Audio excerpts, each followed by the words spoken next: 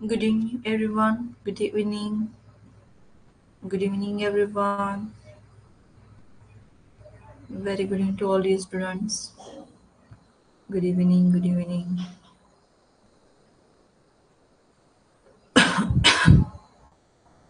चला, आज आपण पाहूयात पेपर सोल्युशन गणिताचं आणि तेही सराव परीक्षा क्रमांक 2. ठीक आहे, टेस्ट सिरीज क्रमांक 2चं पेपर सोल्युशन आज आपण पाहणार आहोत. व्यवस्थित लक्ष द्या आणि गणित या विषयाची उदाहरणं व्यवस्थित समजून घ्या.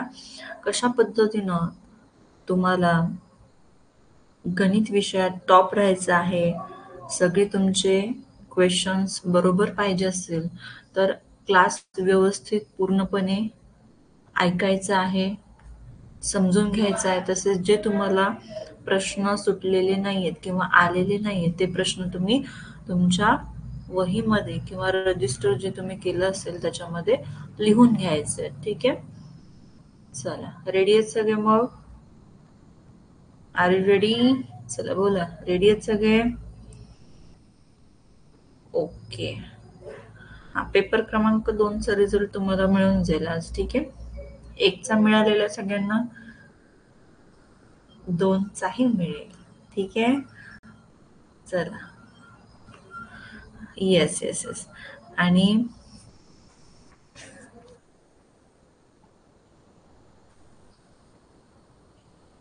बालदिनाच्या सर्व विद्यार्थ्यांना हार्दिक हार्दिक शुभेच्छा. ठीक आहे,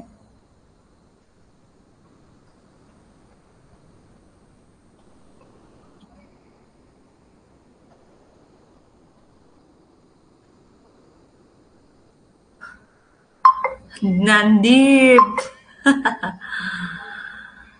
चला, बालपण देगा देवा मुंगी साखरेचा रेवा, ऐरावत रत्न थोर त्यासी अंकुशाचा मार.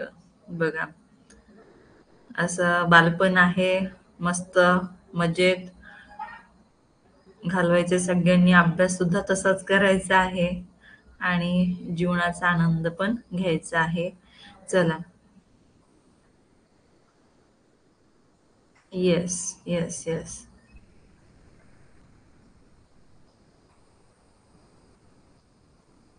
चला, परत एकदा बालदिनाच्या सर्व गोड विद्यार्थ्यांना हार्दिक हार्दिक मनापासून खूप खूप शुभेच्छा. आता आपण वळूयात आपल्या टॉपिककडे, मेन टॉपिककडे आपण आता वळणार आहोत. सर्वांचं व्यवस्थित लक्ष असणं गरजेचं आहे. कोणीतरी एका विद्यार्थ्याचा मी माईक ऑन करते आणि मग पुढे वळूयात आपण. अथर्व,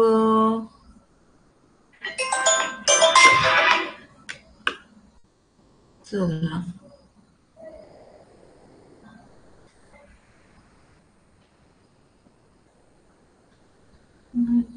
श्री, वर्षा, सृष्टी, तनिष्का. ठीक आहे.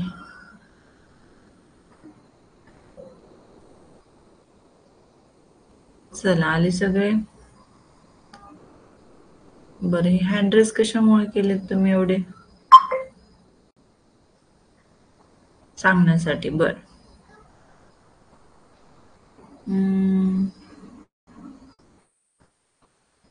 अथर्व चौधरी. अथर्व चौधरी, आवाज येतोय का अथर्व? Hello teacher.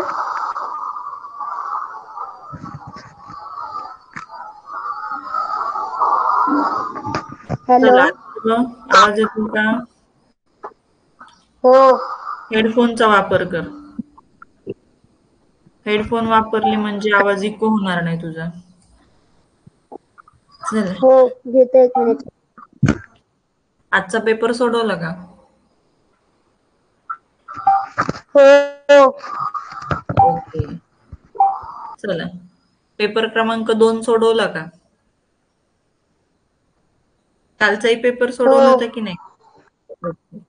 चला, वळूयात पहिल्या प्रश्नाकडे. फक्त बरं का, मी कशामुळे एका विद्यार्थ्याचा माईक ऑन करते, कारण की कळलं पाहिजे तुम्हाला व्यवस्थित आवाज येतोय का, मध्ये अडचण तर येत नाही ना, म्हणून मी तुमचा कोणाचा पण एका विद्यार्थ्याचा माईक ऑन करत असते. ठीक आहे. चला, लक्ष द्या, व्यवस्थित समजून घ्या. पुढील पैकी कोणती जोडमूळ संख्यांची जोडी आहे? आता जोडमूळ संख्या म्हणजे ज्या दोन मूळ संख्यांच्या संख्येमध्ये 2चा फरक असतो अशा मूळ संख्यांना काय म्हणायचं? जोडमूळ संख्या. आता इथं जर तुम्ही पाहिलं तर प्रत्येक संख्येमध्ये 2चा फरक आहे बघा. या जोडीमध्ये 47 आणि 49, 2चा फरक. 23, 25, 2चा फरक. 63, 65, 2चा फरक. 29 आणि 31, 2चा फरक. पण आपलं जोडमूळ संख्येची कन्सेप्ट तुम्ही लक्षात ठेवायची की ज्या दोन मूळ संख्यांमध्ये 2चा फरक असतो आणि अशा 2चा फरक असणाऱ्या मूळ संख्यांना जोडमूळ संख्या असं म्हणतात, ट्विन प्राईम नंबर असं म्हणतात. हे लक्षात ठेवायचंय. आणि म्हणून आपलं आन्सर असणार ऑप्शन नंबर डी, 29, 31. बाकीच्या संख्यांमध्ये जर तुम्ही पाहिलं, व्यवस्थित लक्ष दिलं, एकतर त्या काय त्याच्यामधली एक काय आहे? संयुक्त संख्या आहे, मूळ संख्या आहे का? नाही. बघा आता इथं 49 काय संयुक्त संख्या, मूळ संख्या नाही. इथं 25 आणि इथं 65, आणि त्याच्यामुळे option A, B, C cancel. Option D आपलं चूक उत्तर राहील. कळलं? चला, अथर्व गप्प बसलाय. माईक ऑफ करू नको, चालूच राहू दे, पण हेडफोन वापर. ठीक आहे? हो. कुठून बोलते अथर्व? गाव कोणतं? वणी. ठीक आहे. आता पुढचा पहा प्रश्न. एका कपाटाची किंमत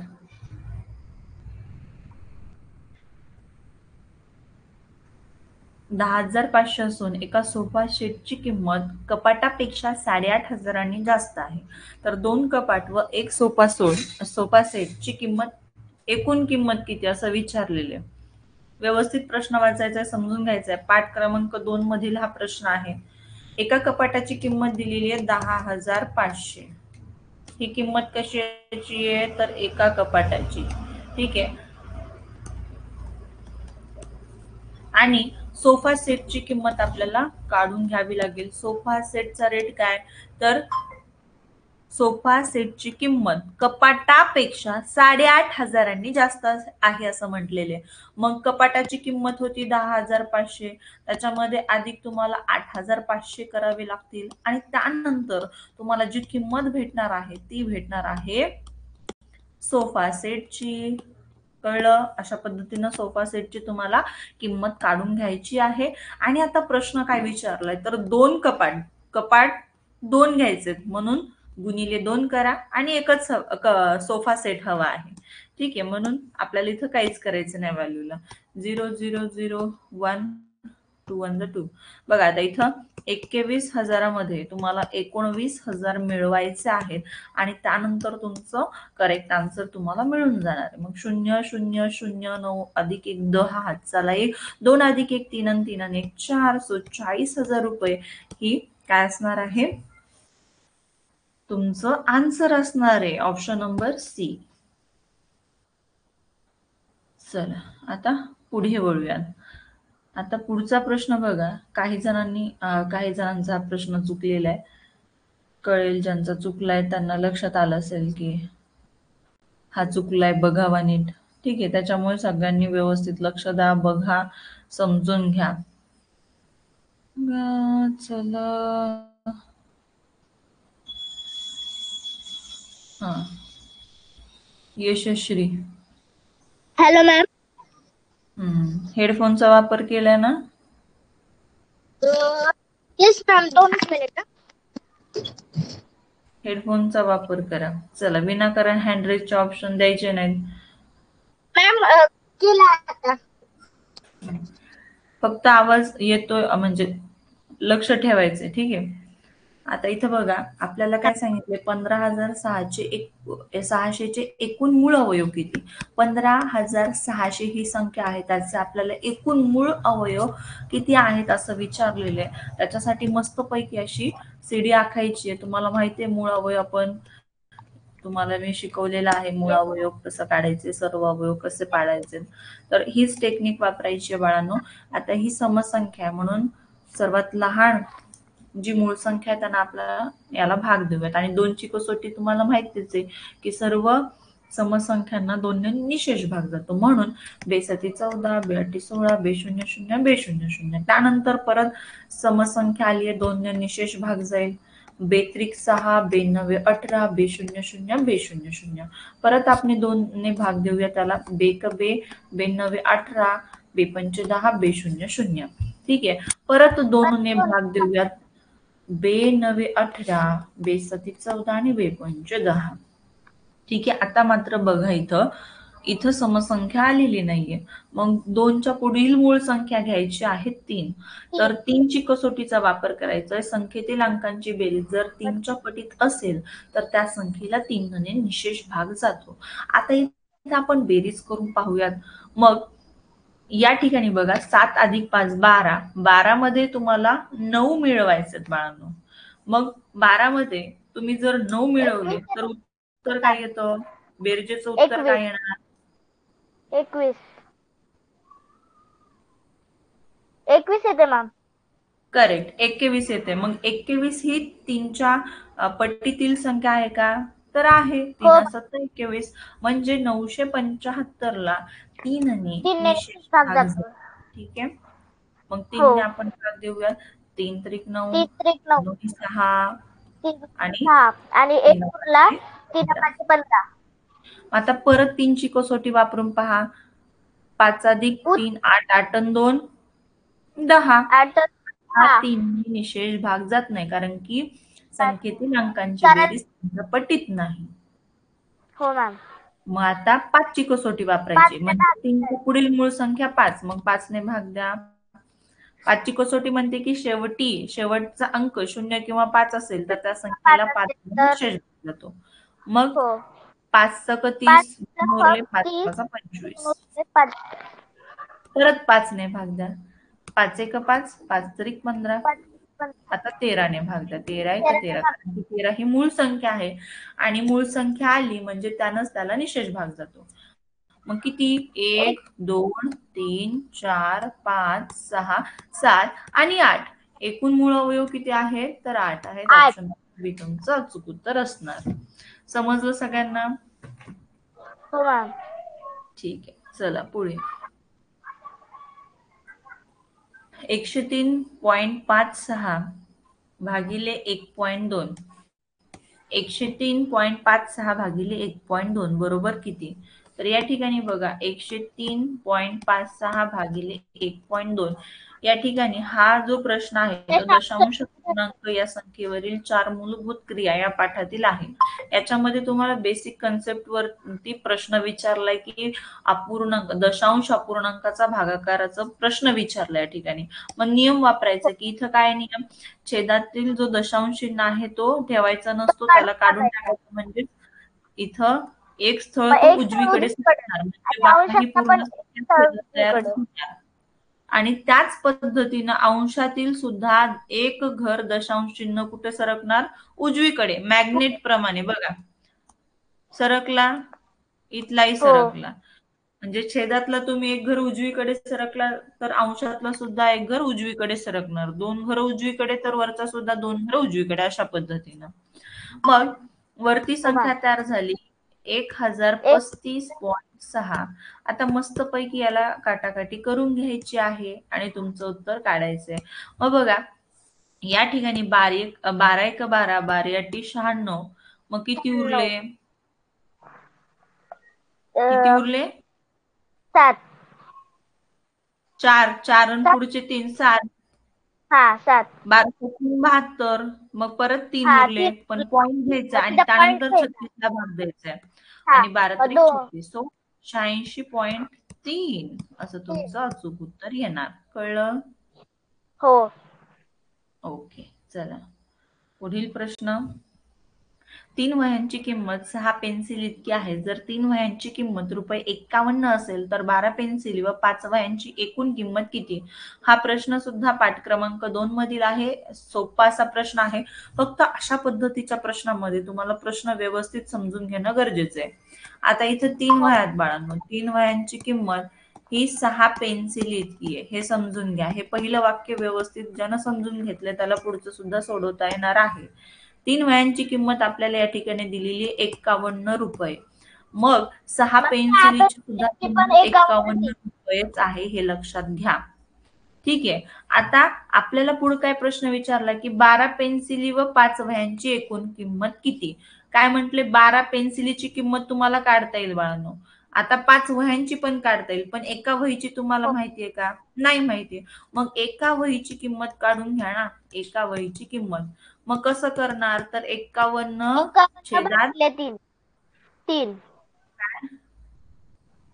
छेदात 3 येणार. मग 17 त्रिक 51 म्हणजे एका वहीची किंमत आली ₹17. ठीक आहे. तोंडी सुद्धा काढू शकता किंवा अशा पद्धतीने सुद्धा मांडणी करून तुम्ही काढू शकता. अनेकावरून एकाची किंमत काढण्यासाठी भागाकाराची क्रिया केली जाते आणि त्यामुळं 51 भागिले 3 करून आपण एका वहीची किंमत काढून घेतली. यावरून तुम्ही 5 वह्यांची किंमत काढू शकता. 17 पाचे 85. ₹85 ही 5 वह्यांची किंमत आहे. ठीक आहे. ही 5 वह्यांची किंमत आली आपली. आणि 6 पेन्सिलीची किंमत 51 आहे. तुम्हाला 12 पेन्सिलीची किंमत काढायची. आता हे दोन्ही 12. ठीक आहे. मग आता तुम्हाला 51 गुणिले 2 करा म्हणजे 12 पेन्सिलीची किंमत मिळून जाणार. हो मॅम. ठीक आहे. म्हणजे ₹102 ही 12 पेन्सिलीची किंमत आहे बाळांनो. आता दोघांची मिळून एकूण किंमत विचारली आहे म्हणून 102 अधिक 85 करा आणि तुमचं उत्तर काढा. मग 5 आणि 2 10, चल काढ, 1 9 आणि 1 आला 1. सो 100 सॉरी काय झालं? 5 आणि 2 7. 5 अधिक 2 7. ठीक आहे. आणि 0 अधिक 8 8 1 ला 1 ₹187 ही तुमची फायनल आन्सर असणार आहे. लक्षात आलं तर सगळ्यांच्या? समजलं? ओके. आता आपण पुढचा प्रश्न सोडूया.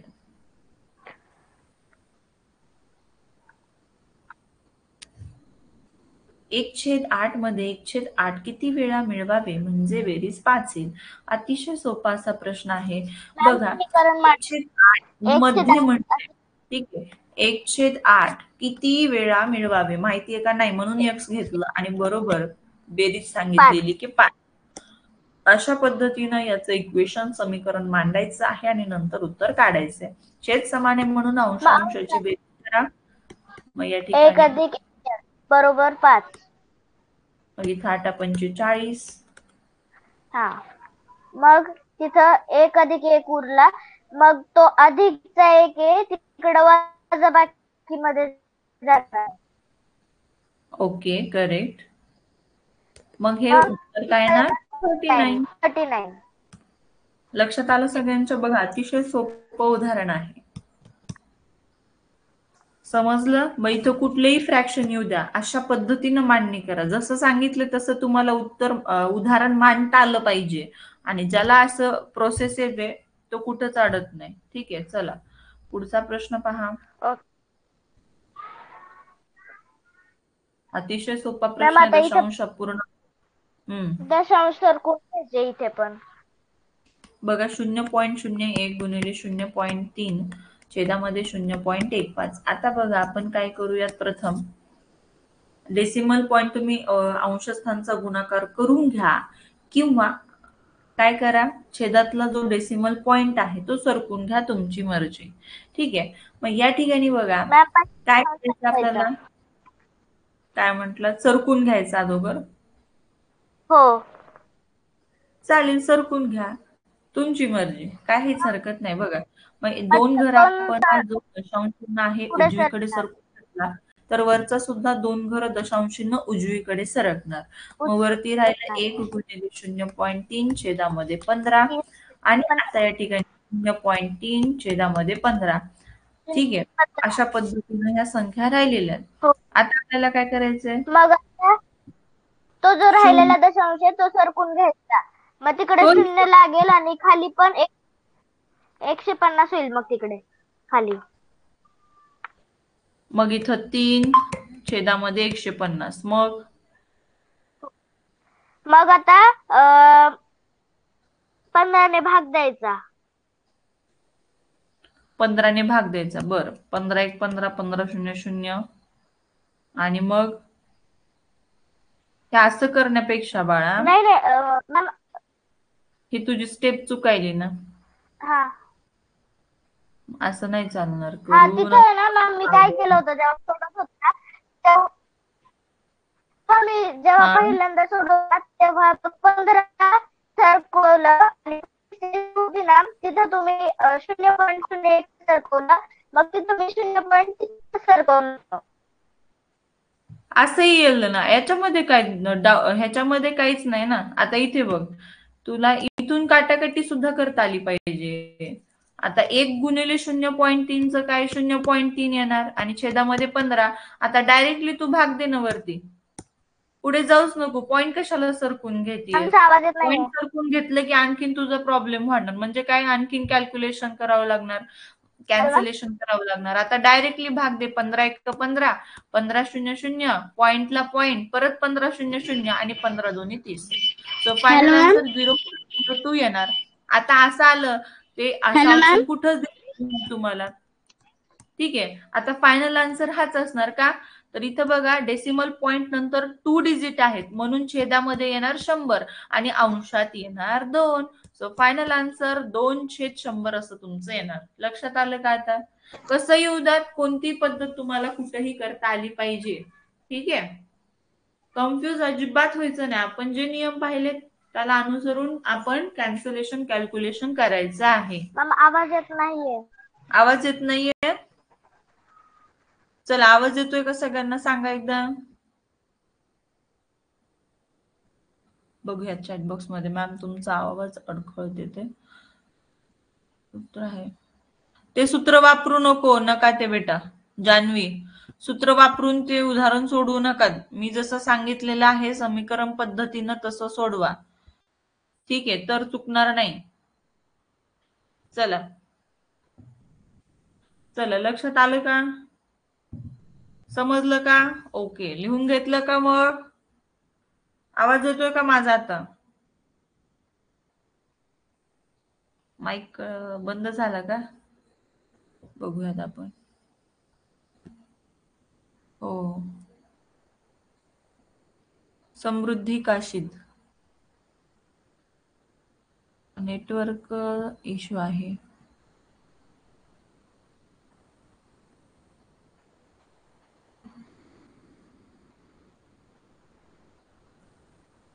नाही, एकाचा पण नाही होत. चला असो, लक्ष द्या आता. पण कसं कळणार, माझा आवाज येतोय का?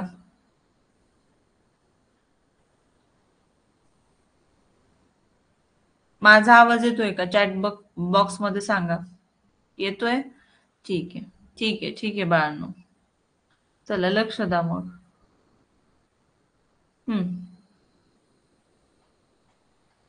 पुढील उदाहरण पाहूयात आपण. एका खोलीची लांबी 15 मीटर व रुंदी 10 मीटर असून खोलीमध्ये 0.25 मीटर लांबीच्या चौरसाकृती फरशाला किती लागतील? ठीक आहे, चौरसाकृती डॅश डॅश फरशा लागतील. आता अतिशय सोपं असं उदाहरण आहे. याचा फॉर्म्युला मी तुम्हाला सांगते. एकूण फरशांची संख्या बरोबर, ठीक आहे, एकूण फरशांची संख्या बरोबर खोलीचे क्षेत्रफळ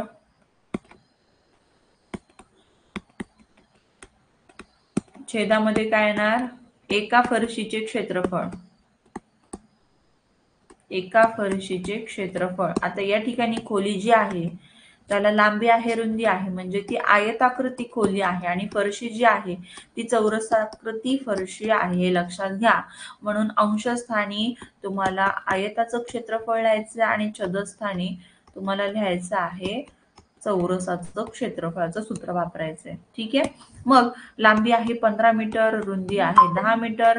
जी चौरसाकृती फरशी आहे त्याची बाजू दिलेली आपल्याला 0.25, म्हणून 0.25 अशा पद्धतीनं तुम्हाला 2 वेळा लिहायचंय. ठीक आहे, मग आता मस्तपैकी आपण जसं दशांश अपूर्णांकाची ट्रिक या ठिकाणी यूज करतो तसंच करायचंय. याला आपण पूर्ण संख्या करून घेऊयात. त्याच्यासाठी 2 डिजिट राईट साईडला सरकवायचे, उजव्या बाजूस. वरचं सुद्धा दशांशीनं 2 घरं उजवीकडे सरकणार बाळांनो. मग वरती संख्या तयार झाली 1500 गुणिले 1000 आणि छेदामध्ये 25 गुणिले 25. समजलं इथपर्यंत सगळ्यांना? आणि आता मस्तपैकी काटाकाटी करून करा. 25 25, 25 चौक 100, 25 0 0, 25 एक 25, 25 150 आणि 25 0 0. 60 गुणिले 40 अंशस्थानी उरलेली संख्या आहेत. मग 6 चौक 24 आणि पुढे 2 शून्य. सो फायनल आन्सर येणार 2400. ऑप्शन नंबर बी तुमचं करेक्ट आन्सर असणार. चला, समजलं सगळ्यांना? ओके, सोपं आहे. ज्यांचं चुकलं होतं त्यांनी लिहून घ्या.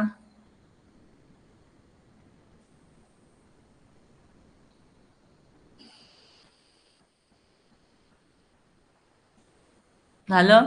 ठीक. नंतर सुद्धा तुम्ही रेकॉर्ड सेशन पाहून लिहून घेऊ शकता बाळांनो, काही काळजी करू नका. आता प्रश्न पाठ क्रमांक 2 मधलं बघा, डिव्हिजिबिलिटी म्हणजे कसोट्याचा प्रश्न आहे. आता या ठिकाणी तुम्हाला 3ची कसोटी माहिती आहे, 6ची, 11ची आणि 15ची तुम्ही भाग देऊन सुद्धा काढू शकता. ठीक आहे, आता इथं 26,20,420 अशी संख्या आहे. मग आपण प्रथम काय करूयात, या संख्येतील अंकांची बेरीज करून घेऊयात आणि ती जर 3च्या पटीत येत असेल तर ठरवायचं ती 100% 3 निशेष भाग जाणारी संख्या आहे. ओके, मग 6 अधिक 2 8, 8 आणि 2 10, 10 आणि 4 14, 14 आणि 2 16, 16 संख्येतील अंकांची बेरीज झाली. 16 काही 3च्या पटीत नाही म्हणून ऑप्शन ए कॅन्सल. 8 बघा, 8ने भाग देऊन बघा या 420ला, कारण की 8ची कसोटी शेवटचे 3 अंक जसेच्या तसे घ्यायचे आणि 8ने निशेष भाग जातोय का पाहायचं, आणि गेला 8ने निशेष भाग तर 8ने भाग जातो त्या पूर्ण संख्येला, पण या ठिकाणी 8ने काही भाग जात नाही या 420ला, म्हणून ऑप्शन बी सुद्धा कॅन्सल झालेला आहे.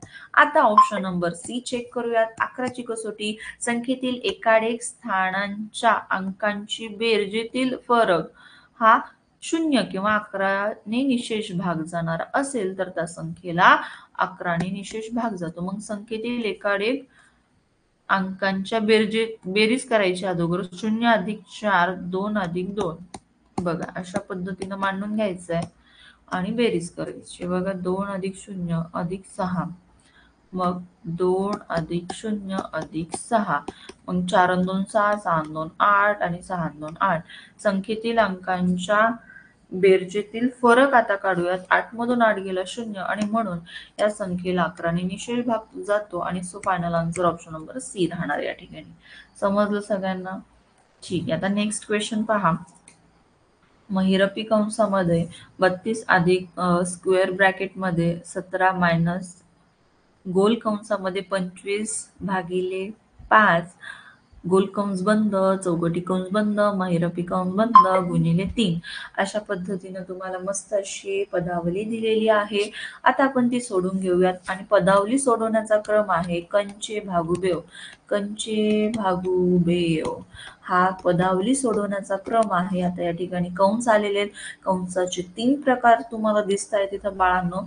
मग पहिला जो असतो कंस तो रेगी कंस, त्यानंतर गोल कंस, चौकटी कंस आणि महिरपी कंस. ठीक आहे, असे हे 4 आपल्याला कंसाचे प्रकार आहेत. तर मी कोणता कंस कधी सोडवायचा असा बऱ्याच जणांचा प्रश्न असतो. ज्यांना जे नवीन विद्यार्थी आहेत त्यांचा असू शकतो, तर त्यांचाही प्रश्न तो मी त्याचं उत्तर सांगते की बाळांनो लक्ष द्या, जो आतील कंस आहे, जो आतील कंस दिसतो तुम्हाला, तो कंस आधी तुम्हाला सोडून घ्यायचा असतो.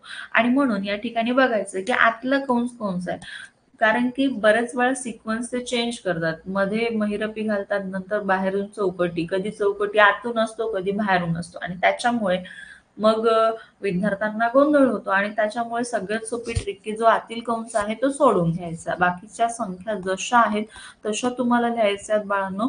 महिरपी कंसात 32 अधिक चौकटी कंसामध्ये 17 वजा 5, बघा मी भागाकार केला या ठिकाणी, 5 5 25 आणि आपला जो गोल कंस होता तो निघून गेलेला आहे. या ठिकाणी चौकटी कंस महिरपी कंस गुणिले 3. आता 17 मधून 5 मायनस करा, राहतील 12 शिल्लक. मग 32 अधिक 12 करायचे, कारण की चौकटी कंस सुद्धा निघून गेलेला आहे. आता फक्त राहिलेला आहे महिरपी कंस आणि म्हणून आपण या महिरपी कंसातील जी बेरजेची क्रिया आहे ती करून घेऊया. मग 2 अधिक 2 4, 3 अधिक 1 4, 44 गुणिले 3 करायचं आणि उत्तर तुमचं येणार 132. चला, so final answer option number A तुमचं राहणार आहे. बघा, अतिशय सोपी अशी पदावली या ठिकाणी होती ही. समजली सगळ्यांना? ज्यांची मिस्टेक झालेली आहे त्यांनी पटकन करेक्शन म्हणजे लिहून घ्यायचे सोल्युशन कशा पद्धतीने उत्तर काढलेले. चला आता नेक्स्ट क्वेश्चन पाहूया. घड्याळात 12 वाजले असता कोणता कोण तयार होईल? तर 100% या ठिकाणी 0 कोण तयार होतो बाळांनो. तुम्ही घड्याळात 12 वाजले असताना बघा, तास काटा मिनिट काट कुठे असतो?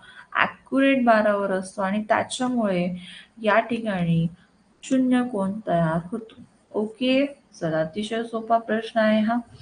पुढचा प्रश्न पहा. एक भांडे पाण्याने 2 पंचमांश भरलेले आहे. ते पूर्ण भरण्यासाठी आणखीन 72 लिटर पाणी लागत असेल तर त्या भांड्याची क्षमता किती? भांड किती भरलेलं आहे? तर 2 पंचमांश. ठीक आहे, तुम्हाला हे जे उदाहरण आहे ते 2-4 वेगवेगळ्या पद्धतीनं सोडवता येतं बाळांनो. ती सगळ्यात सोपी पद्धत असणार आहे. छान आणि पटकन उत्तर निघणारी जी पद्धत आहे ती मी तुम्हाला सांगतेय. मग या ठिकाणी भांड 2 पंचमांश भरलेले म्हणजे 2/5 भरलेले बाळांनो. 2/5 भरलेले. बघा, छेद दर्शवत असतो वस्तूचे समान केलेले भाग आणि अंश दर्शवत असतो त्या वस्तूचे किती भाग घेतलेले आहेत. म्हणजे 5 भाग केलेले आहेत त्या भांड्याचे आणि 2 भाग पाण्यानं भरलेले आहेत. मग रिकामे भाग किती? तर 3/5.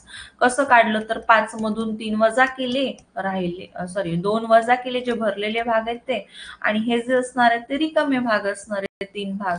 ओके, मग ते पूर्ण भरण्यासाठी त्या आणखीन 72 लिटर पाण्याची आवश्यकता आहे असं सांगत आहे.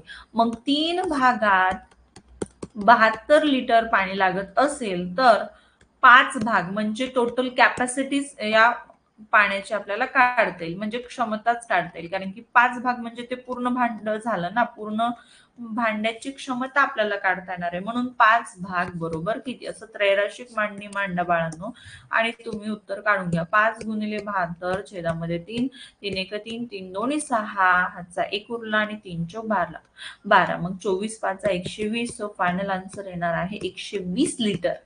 हे कळलं का सगळ्यांना? 120 लिटर कसं आलं? आहे की नाही सोपं? अतिशय सोपं आहे. कसंही तुम्ही काढू शकता. 2-3 वेगवेगळ्या मेथड मी तुम्हाला सांगितलेलं आहे,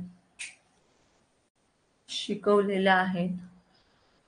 ठीक आहे, चला कुठली पद्धत वापरा, पण याचं अचूक उत्तर कुठली पद्धत वापरली तुम्ही मी सांगितलेली, उत्तर येणार 120 लिटर. ठीक आहे, चला नेक्स्ट क्वेश्चन पाहूयात आपण. पुढचा प्रश्न, 8 मीटर 50 सेमी लांब असलेल्या एका अॅल्युमिनियमच्या तारेपासून 17 मिलीमीटर लांबीचे तुकडे कापून तयार करायचे झाल्यास एकूण किती तुकडे तयार होतील, असा प्रश्न विचारलेला आपल्याला. यासाठी पहा, व्यवस्थित प्रश्न वाचायचा आहे. बघायचं इथं जी अॅल्युमिनियमची तार आहे ती किती मीटर आहे, तर 8.50 मीटर म्हणजे 8.5 मीटर आहे. 8 मीटर आणि 50 सेंटीमीटर असं दिलेलं आहे.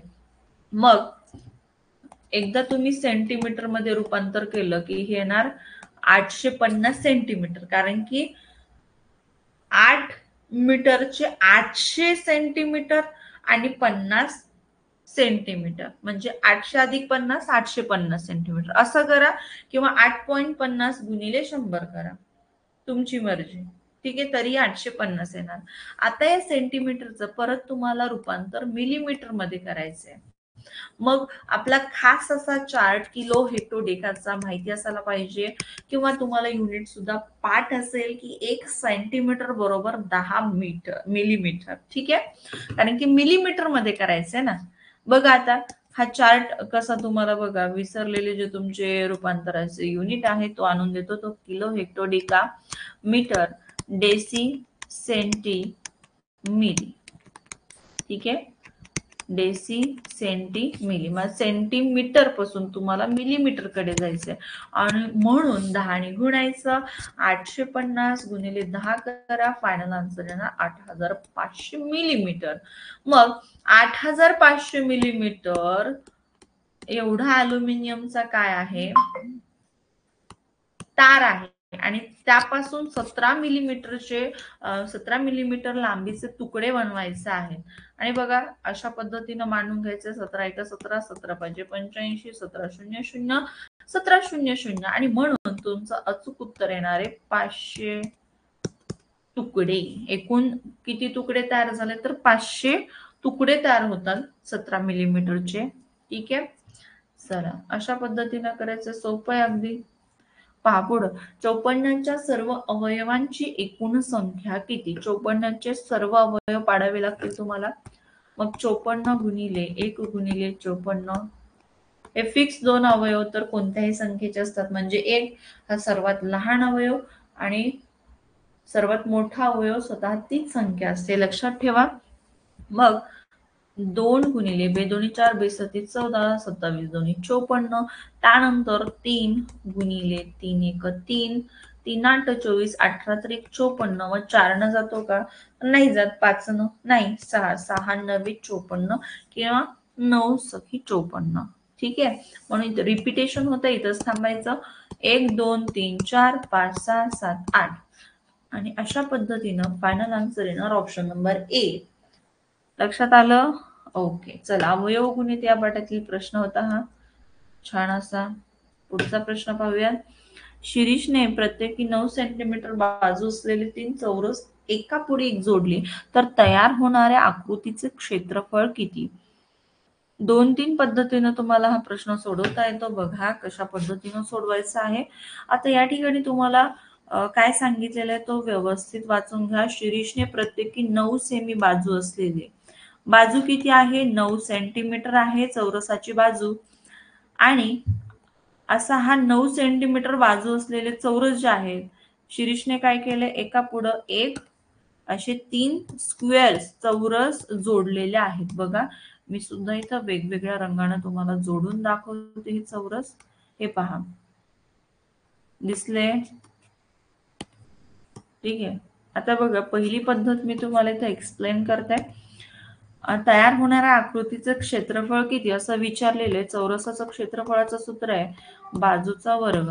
बाजू आपल्याला दिलेली आहे, बाजू आहे 9, मग 9चा स्क्वेअर आहे 81 म्हणजे 81 सेंटीमीटर वर्ग.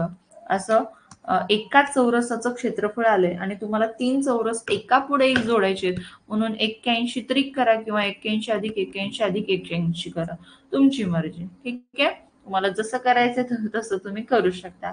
ही झाली आपली एक पद्धत. बघा 3 एक 3 आणि 8 त्रिक 24 म्हणजे 243 सेंटीमीटर वर्ग असा त्याचा फायनल आन्सर असणार आहे.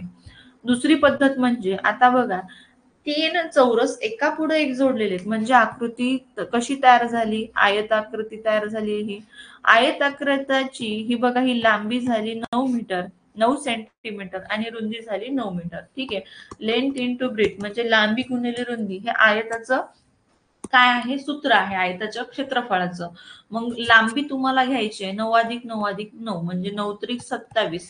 27 गुणिले 9 करा, फायनल आन्सर तुमचं 243च राहणार. ठीक आहे. आणि म्हणून तुम्ही याही पद्धतीने हे उदाहरण सोडू शकता बाळांनो. ओके. मग 243 सेंटीमीटर वर्ग किंवा वर्ग सेमी असं तुमचं फायनल आन्सर येतं या प्रश्नाचं. चला पुढचा प्रश्न पाहूया. पुढचा प्रश्न आहे, केसर काकूने कापड बाजारातून 60 साड्या, किती 60 साड्या, 60 साडीज, 60 साड्या 45,000 रुपयांना खरेदी केलेल्या आहेत. 60 साड्यांची खरेदी किंमत आपल्याला या ठिकाणी दिलेली आहे बाळांनो 45,000. ठीक आहे, 45,000 रुपये. आणि या सर्व साड्या तिने प्रत्येकी रुपये 855 याप्रमाणे विकलेल्या आहेत. 855 गुणिले 60 करा म्हणजे तुम्हाला 60 साड्यांची विक्री किंमत मिळून जाईल. ठीक आहे, विक्री किंमत लक्षात येते का सगळ्यांच्या? काय चालू येते बोला, समजतंय? ओके. मग आता बघा, 0 साई 35 7 3 साई 35 अधिक 3 33 7 3 8 सखून 48 48 अधिक 3 51. सो 51,300 असं या 60 साड्यांची विक्री किंमत येते. आता या ठिकाणी बघा, विक्री किंमत तुमच्या समोर आहे, खरेदी किंमत तुमच्या समोर आहे बाळांनो. मग 100% या ठिकाणी काय झालेलं आहे, नफा झालेला आहे, प्रॉफिट झालेला आहे. कारण की खरेदी किमतीपेक्षा विक्री किंमत जास्त असेल तर त्या व्यवहारात नफा होतो. हे लक्षात आलं का सगळ्यांच्या? चला, माझा आवाज सगळ्यांना येतोय का एकदा सांगा बरं. येतोय का? येतोय. ओके ओके, येतोय, बरं झालं. कारण की कसं, एकाचा जरी माईक ऑन असला तो हो मध्ये मध्ये जरी म्हणला, एखादा शब्द बोलला तर कळतं की सुरू आहे क्लास. मग बरं वाटतं आहे की नाही. चला चला, अधिराज सुरवसे, पण माईकच ऑन होत नाही आज. इतके हँड रिक्वेस्ट तुम्ही विनाकारण टाकत असताल तर अजिबात हँड माईक एकाचाही ऑन होणार नाही. याची दक्षता तुम्ही स्वतः घ्यायची.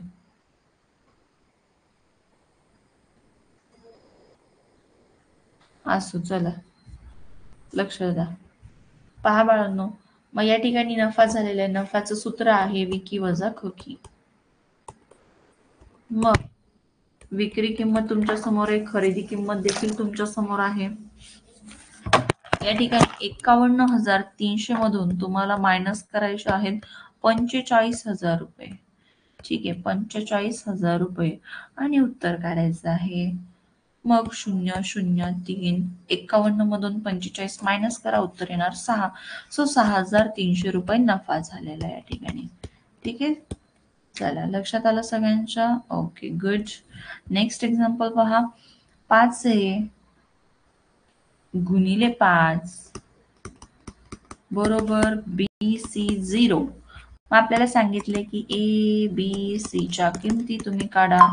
मग अतिशय सोपं एक्झाम्पल आहे. ऑप्शन मध्ये सुद्धा तुम्हाला ABC ही सिक्वेन्स दिली असते आणि त्या पद्धतीने तुम्हाला ऑप्शन ठेवून उत्तर काढायचे. आता A ची व्हॅल्यू पहा. जर आपण A हा एकक स्थानी म्हणजे 55 ही संख्या घेतली, 55 गुणिले 5 म्हणजे A च्या ठिकाणी आपण 5 घेतला. ठीक आहे, आता हे A आपला, त्याच्या ठिकाणी आपण 5 घेतला तर एकक स्थानी बघा 5 5 25 5 येणार. पण आपल्या दिलेल्या उत्तरामध्ये 0 आहे म्हणून ऑप्शन ए कॅन्सल झाला. आता ऑप्शन बी पहा. 51 म्हणजे पहा, ए च्या ठिकाणी आपण 1 घेतलेला आहे म्हणजेच 51 गुणिले 5 केलं तर 5 1 5 5च येणार. पण या ठिकाणी 0 आहे ना म्हणून ऑप्शन बी सुद्धा कॅन्सल. आता आपण ए च्या ठिकाणी 4 घेऊयात आणि आता आपण गुणाकार करूयात. 4 5 20 बघा, एकक स्थानी 0 येत आहे. पुढं प्रोसेस सुद्धा तुम्हाला गुणाकार सुद्धा करण्याची आवश्यकता नाहीये बाळांनो. गुणाकार करण्याची सुद्धा आवश्यकता नाहीये तुम्हाला. या ठिकाणी बघायचंय पुढचा ऑप्शन. ठीक आहे, इथं बघा 60 ठेवलं तुम्ही याच्या ठिकाणी तर 7×5 35 म्हणजे एकक स्थानी 5च येते आणि त्याच्यामुळे ऑप्शन डी सुद्धा कॅन्सल. ऑप्शन नंबर सी तुमचं अचूक उत्तर असणार आहे. तर 5 चोक 20 हातचे आले, 2 5 5 25 26 27. या ठिकाणी बघा आता हा जो 2 आहे तो काय आहे, बी आहे. ठीक आहे, सी काय आहे तर 7 आहे आणि एक कोण आहे तर 4 आहे. हे लक्षात घ्या. ए 4, बी 2 आणि सी आहे 7. सो 4 2 7 असा ऑप्शन तुमचा आन्सर असणार आहे करेक्ट आणि जे की ऑप्शन नंबर सी मध्ये आहे. थोडंच असतं एकदम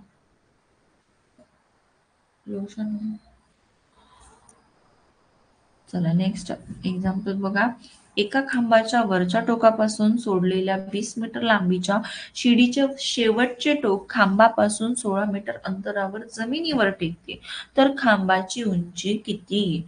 अतिशय छान मस्त असा प्रश्न आहे आणि परिमिती क्षेत्रफळ या पाठातीलच प्रश्न आहे हा बाळांनो. या ठिकाणी तुम्हाला समजायला पाहिजे, मी तुम्हाला पायथागोरसचं सूत्र सांगितलेलं आहे. त्या सूत्राचा वापर या ठिकाणी तुम्हाला करायचा आहे आणि तिसरी बाजू काढून घ्यायची आहे. म्हणून जे सांगितले तुम्हाला त्या गोष्टी तुम्ही वेळेवर परफेक्ट केल्या तर तुमच्या अशा पद्धतीचे प्रश्न चुकणार नाही. आता बघा, एका खांबाच्या वरच्या टोकापासून सगळ्यांना विजेचा पोल त्यालाच आपण विजेचा खांब असं म्हणतो किंवा एखादा हा खांब आहे. खांब म्हणजे असा उभा पोल आहे. ओके, ह्या खांबाच्या वरच्या टोकापासून 20 मीटर लांबीच्या शिडीचे शेवटचे टोक बघा, ही 20 मीटर लांबीची आपली शिडी आहे. शिडी माहितीये, लॅडर सगळ्यांना. ठीक आहे, शिडी. हा, मग ही शिडी आहे. ह्या शिडीचे शेवटचे टोक खांबापासून 16 मीटर अंतरावर आहे. ठीक आहे, मग आता बघा या ठिकाणी हे 16 मीटर अंतर आहे. शिडी आहे 20 मीटरची, म्हणजेच हा जो आहे हा कर्ण आहे, हे लक्षात घ्या. कर्ण. ठीक आहे, कर्ण म्हणजे त्याला इंग्लिश मधून हायपोटेनियस असं म्हणतात. आणि या ठिकाणी बघा काय कोणता कोण तयार झालेला आहे, काटकोन तयार झालेला आहे.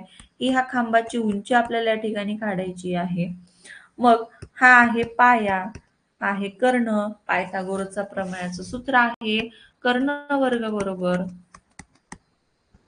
पाया वर्ग अधिक उंची वर्ग. चला सूत्र लक्षात ठेवा, आयएमपी फॉर्म्युला आहे. या ठिकाणी कर्ण आहे 20, 20 चा वर्ग बरोबर पाया आहे 16 सेंटीमीटर 60 मीटर, 16 चा वर्ग अधिक उंची वर्ग. मग आपल्याला या ठिकाणी वर्ग काढून घेऊयात. 20 चा वर्ग आहे 400, 16 चा वर्ग आहे 256 अधिक उंची वर्ग. मग या ठिकाणी पक्षांतर करून 400 वजा 256 बरोबर उंची वर्ग. मग उंची वर्गाची किंमत आलेली आहे 144 आणि आता दोन्ही बाजूचं तुम्हाला वर्गमूळ घ्यावं लागेल, तेव्हा उंची फक्त तुम्हाला भेटणार आहे. म्हणून दोन्ही बाजूचे वर्गमूळ घेऊयात.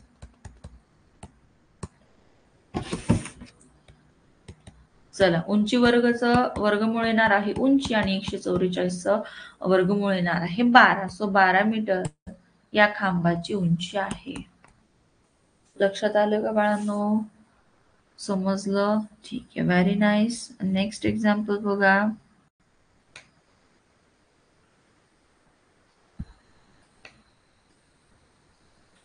पन्नास किलोग्रॅम वजा 750 ग्रॅम बरोबर किती किलोग्रॅम? 50 किलोग्रॅम वजा 750 ग्रॅम बरोबर किती ग्रॅम? आता 50 किलोग्रॅम, 50च्या पुढे काय असतात? 00, 50 पॉइंट, कारण की 50 पूर्ण आहेत आणि हे आहेत 750 ग्रॅम. ठीक आहे, म्हणून पॉइंट खाली पॉइंट व्यवस्थित तुम्हाला द्यायचा आहे आणि 750 अशा पद्धतीने लिहायचं आहे, कारण की हे ग्रॅम्स आहेत, हे किलोग्रॅम्स. ठीक आहे, ग्रॅम खाली ग्रॅम येणार, किलोग्रॅम खाली किलोग्रॅम येणार.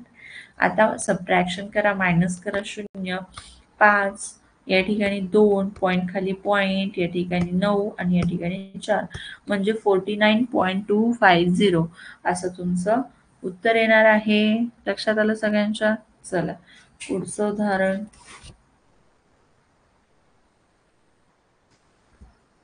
प्रत्येकी 90 किलोग्रॅम वजनाच्या 12 पोत्यांच्या वजनात मिरचीच्या समान 6 पोत्यांचे वजन मिळवल्यास त्या सर्व पोत्यांचे सरासरी वजन 75 किलोग्रॅम भरते. तर नंतर मिसळलेल्या मिरचीच्या प्रत्येक पोत्याचे वजन किती?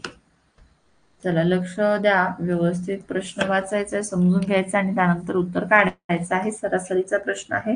सरासरीचं सूत्र सर्व विद्यार्थ्यांना माहिती असणं गरजेचं आहे. सरासरी बरोबर सर्व संख्यांची बेरीज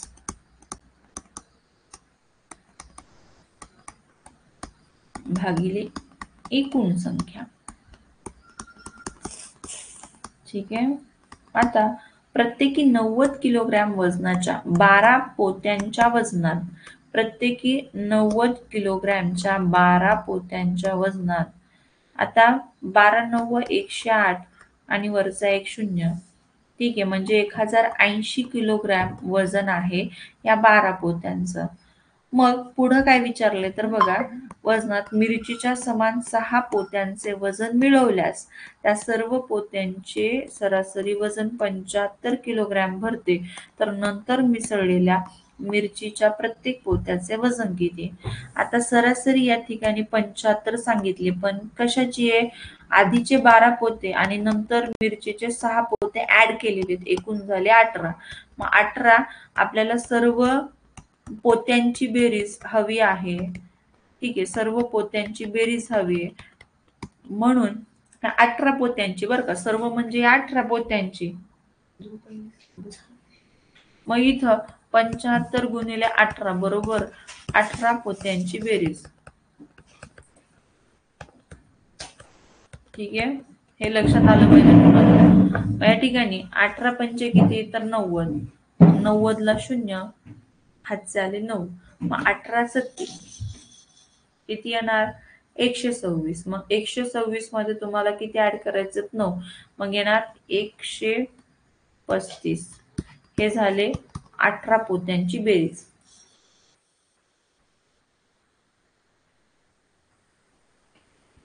अठरा पोत्यांची बेरीज.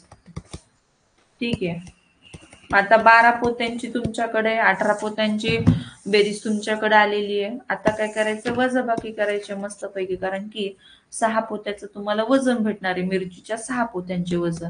मग मिरचीच्या 6 पोत्यांचे वजन कसं काढायचं? बघा, मिरचीच्या 6 पोत्यांचं वजन आधी तुम्हाला भेटणार आहे.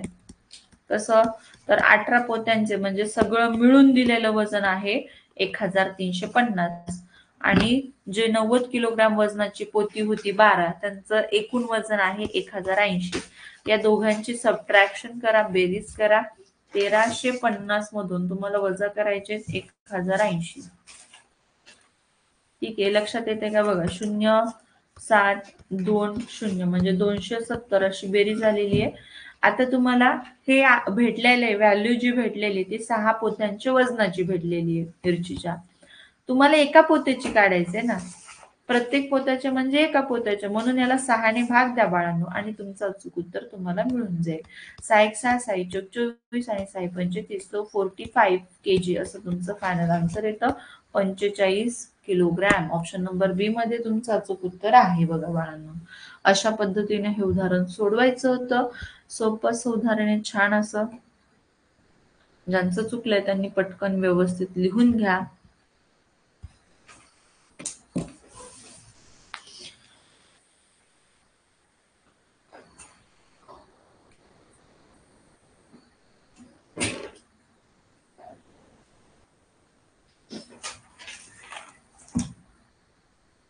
लिहून घ्या व्यवस्थित बाळांनो.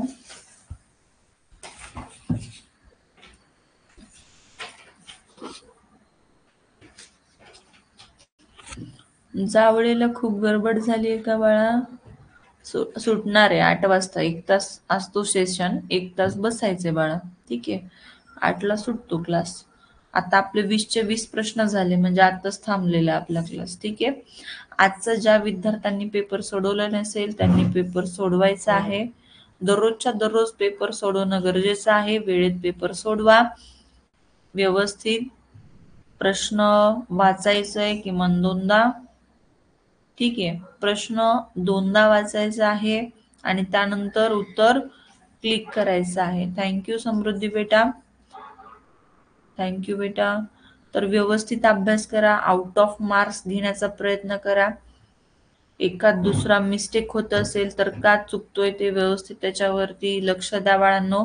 वेळ प्रॉपर घ्या. मी बऱ्याच जणांचं बघते अगदी कमी वेळेत म्हणजे 1 तासातच, कोणी पाऊण तासात, कोणी 1.5 तासात पेपर सोडवतं आणि मग त्यांचे 2, 4 किंवा 5 प्रश्न चुकतात किंवा कधी कधी 8 सुद्धा चुकतात. त्याच्यामुळे काय करायचंय, अशा विद्यार्थ्यांनी वेळेचा फॉर्म्युला यूज करायचा आपल्याला 40-40-40चा.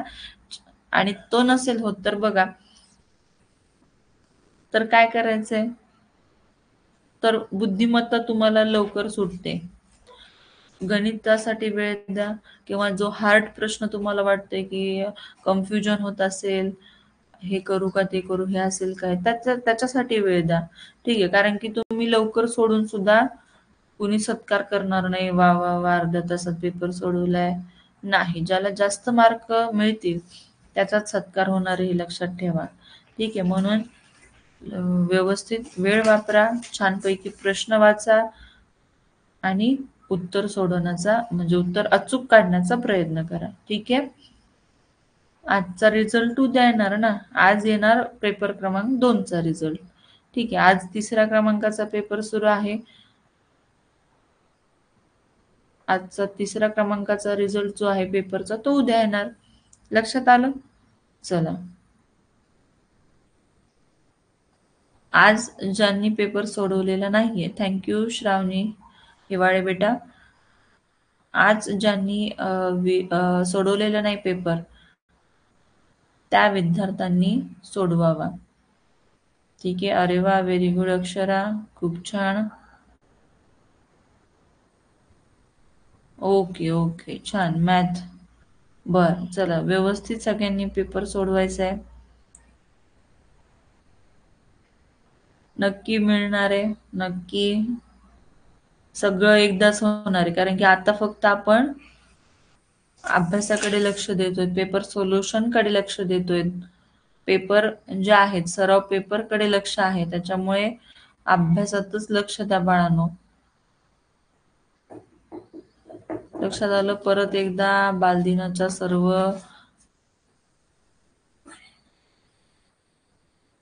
विद्यार्थ्यांना खूप खूप शुभेच्छा. Happy children's day to all dear students. चला,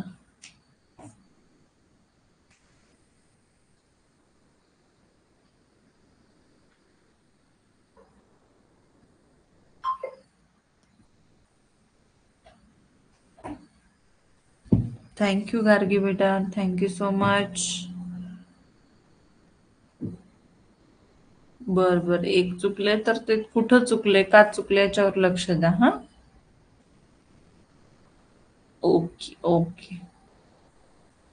आज एकाचाही माईक ऑन होत नाही, एकाचाही, बघितलं ना तुम्ही मगाशी, एकाचाही माईक ऑन होत नाहीये, कारण इतक्या रिक्वेस्ट तुम्ही पाठवल्या ते सुद्धा हँग झालेला आहे. ठीक आहे, श्रद्धा, श्रद्धा हिवाळे, थँक्यू बेटा.